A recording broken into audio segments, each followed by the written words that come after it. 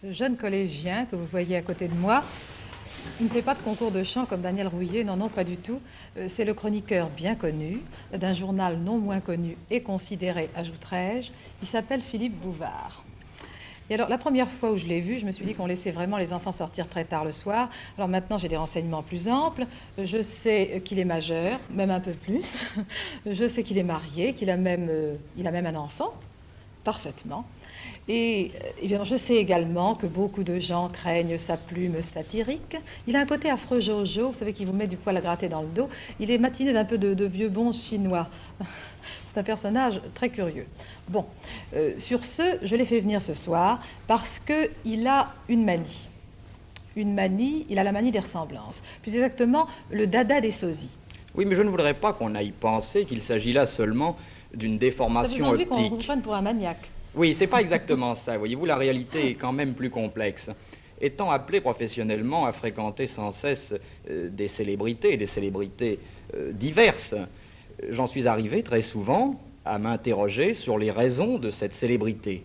Et dans la mesure où mes questions restaient sans réponse, j'ai pensé qu'ils la devaient d'abord, surtout, à leur physique, à ce qu'on nomme, vous savez, le physique de l'emploi. Et poussant plus loin mon raisonnement, j'ai tenté de trouver des sosies à ces célébrités, et je me suis dit, puisqu'elles ont, elles aussi, le physique de l'emploi, puisque ces sosies ont toutes les caractéristiques physiques des célébrités, comment ça se fait qu'ils n'ont pas tenté et réussi une carrière parallèle? Ça me paraît très juste, effectivement. Oui, c'est assez compliqué. Vous allez voir, d'ailleurs, je vais vous donner, si vous le voulez bien, des exemples. Parce que finalement, voyez-vous, l'obtention du baccalauréat et l'utilisation intensive des relations mondaines, ça ne suffit pas à expliquer tout. Alors, mon premier exemple, mon premier sosie, est charmant. Il a nom Katie Rogers. Et je peux bien le dire, ce n'est pas indiscret, puisque nous venons d'en convenir voici quelques instants. Vous faites du music-hall. Oui, c'est ça. Bon, mais est-ce que vous n'avez jamais tenté une carrière cinématographique? C'est-à-dire, j'ai eu le plaisir de doubler Ginella Lollobrigida il y a 2 ans à Rome. Ah, vous êtes donc ce qu'on pourrait nommer, sans aucune acception péjorative, un sosie utilitaire. Le second exemple, le second sosie, c'est monsieur André Gérel. Monsieur André Gérel, qu'est-ce que vous faites? Je suis journaliste. Ah, nous sommes donc confrères, quelle bonne surprise. Bon, je m'empresse tout de suite de préciser que monsieur André Gérel est un sosie particulier, un sosie cyclique, un sosie caméléon. J'entends par là que vers l'âge de 17 ans, on le confondait avec André Brulé-Jeune, que vers 20 ans, il évoquait plutôt les traits de Maurice Ténac, qu'à 22 ans, on le prenait pour Pitoef, Sacha Pitoef, c'est exact, bien sûr. et vous le trouvez actuellement dans sa période Melferrer. Monsieur Gérald, peut-on vous demander si vous avez des projets pour les semaines à venir? Oui, ressembler à Charles Humez, par Ah exemple. oui, c'est très bon ça. Mais vous pensez bien qu'on ne peut pas se limiter, à l'aube d'une étude aussi complexe, à 2 exemples seulement, à 2 sosies. C'est là que vous intervenez, c'est là que nous vous demandons de nous aider.